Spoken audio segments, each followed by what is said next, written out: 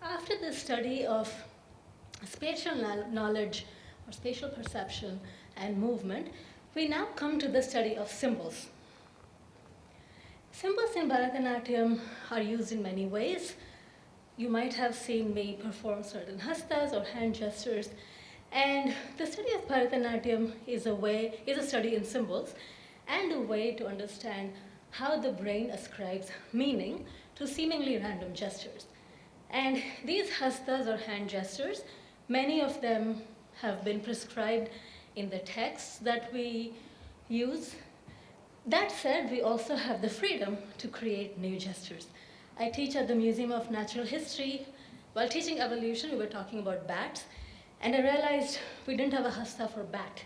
So this is my attempt on showing how a bat might perch upside down a cave, and just two different representations. So one might think, this 2,000-year-old dance form, what more is there to do? And in reality, we have been given a structure or a vocabulary, and we really have infinite freedom in presenting the stories we want, in creating new hastas, in using existing hastas in new ways as well.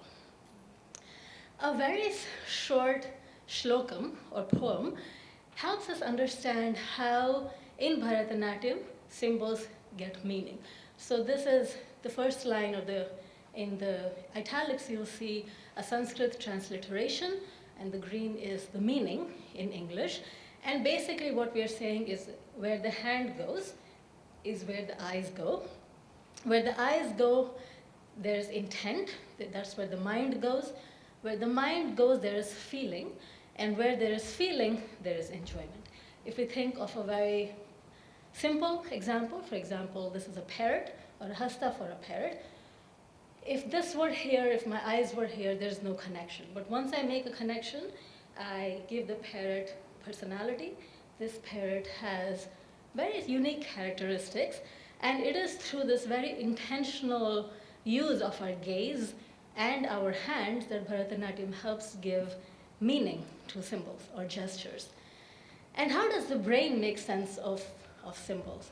And again, very simplistically speaking, there are a bunch of structures in the brain collectively called the symbolic semantic system, and these regions in the brain are responsible for ascribing meaning to symbols. Now, symbols don't have to be Bharatanatyam symbols. They can be the yellow M of McDonald's. They can be letters or alphabets on a page on the screen. And Bharatanatyam can help us understand the link between symbols or gestures, the object and the action. And one example is a hasta for a bed. And this is the object, and you can sleep on the bed. It also helps us understand how the brain derives meaning of a symbol from context. So for example, this hasta, called Mukula hasta, you saw me use this for a mouse. The same hasta can be used to show forgetting or confusion. And what is different is the context and, of course, the facial expressions. Bharatanatyam can also help us understand the link between symbols and internal states of the body. This hasta, which is pataka, the first hasta we learn, can be used to show suffering or distress, as well as separation from your friend, separation from someone loved.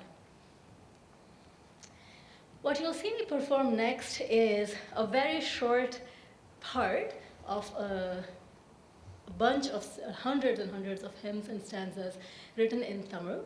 These were written in the 7th and 8th centuries by three poets or three bhakti poets. Bhakti means intense devotion. In this case, they were writing for Shiva, who's the god of dance. And this poetry was mainly transmitted through oral tradition. So people still chant the Tevaram today.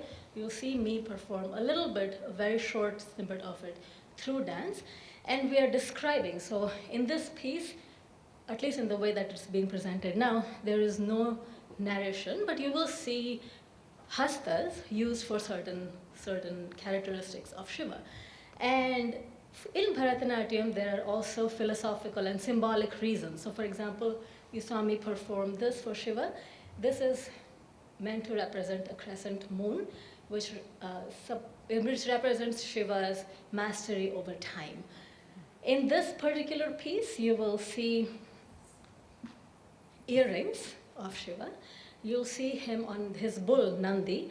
The bull, Nandi, stands for stability, and you'll see the crescent moon.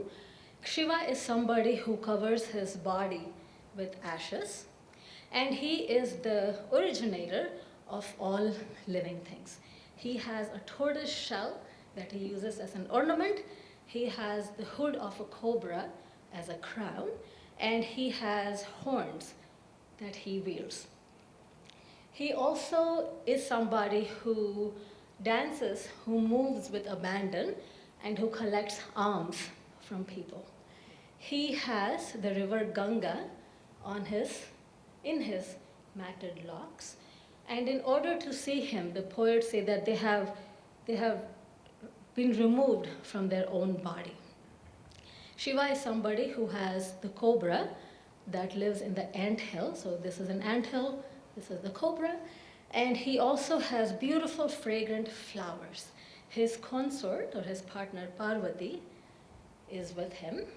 And together they have rendered this very sacred city of Piramapuram forever eternal, presenting Tevaram.